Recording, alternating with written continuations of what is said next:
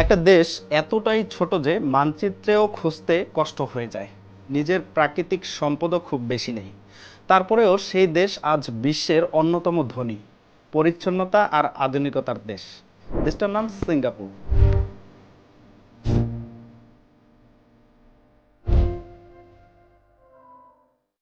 প্রশ্ন হচ্ছে, এত ছোট একটা দেশ এত উন্নত হলো কিভাবে? মজার ব্যাপার হলো, সিঙ্গাপুরের এই অবস্থাটা সবসময় এক ছিল না। 1965 সালে স্বাধীন হওয়ার পর দেশটির সামনে ছিল অনেক বড় বড় সমস্যা। কাজের সুযোগ সীমিত, আবাসনের সমস্যা আর ভবিষ্যৎ নিয়েও ছিল অনিশ্চয়তা। কিন্তু কয়েক দশকের মধ্যেই ছবিটা পুরো বদলে যায়।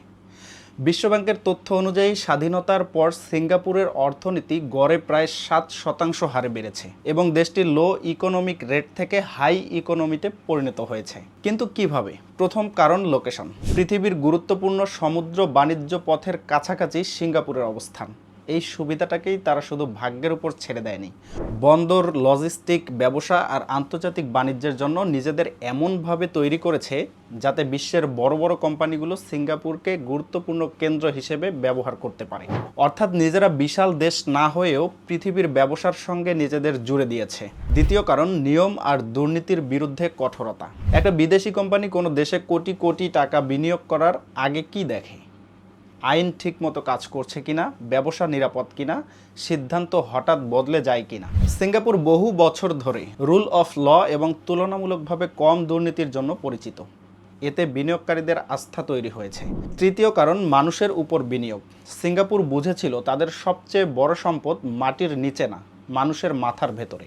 তাই শিক্ষা, দক্ষতা আর প্রশিক্ষণের ওপর জোর দিয়েছে। পৃথিবীর অর্থনীতি বদলালে শুধু পুরনো কাজ আঁকড়ে ধরে না থেকে নতুন স্কিল শেখার দিকেও তারা গুরুত্ব দিয়েছে।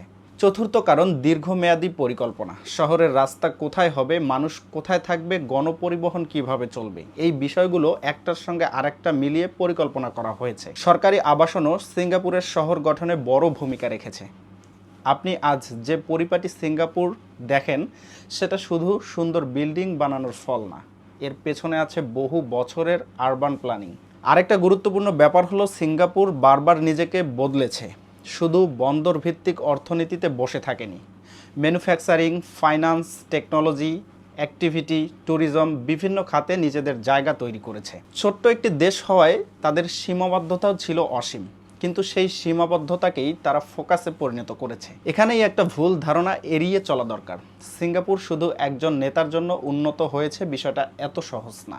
লি কুয়ানের নেতৃত্ব অবশ্যই দেশটির জন্য ইতিহাসের গুরুত্বপূর্ণ একটি অধ্যায়, কিন্তু দীর্ঘমেয়াদী প্রতিষ্ঠান, আইন, দক্ষ প্রশাসন, শিক্ষা, অবকাঠামো এবং ধারাবাহিক নীতিও এই পরিবর্তনের বড় অংশ। তাহলে সিঙ্গাপুরের গল্প থেকে সবচেয়ে বড় শিক্ষা কী? একটা দেশের আয়তন ছোট হলেই তার সম্ভাবনা ছোট হয় না। প্রাকৃতিক সম্পদ কম থাকলেও সঠিক পরিকল্পনা, দক্ষ মানুষ, কার্যকর প্রতিষ্ঠান এবং পৃথিবীর সঙ্গে ব্যবসায়িক সংযোগ, এই চারটা জিনিস একটা দেশের ভবিষ্যৎ বদলে দিতে পারে। এখন আপনাকে একটা প্রশ্ন করি, বাংলাদেশ সিঙ্গাপুরের কাছ থেকে কোন জিনিসটা সবচেয়ে বেশি শিখতে পারে?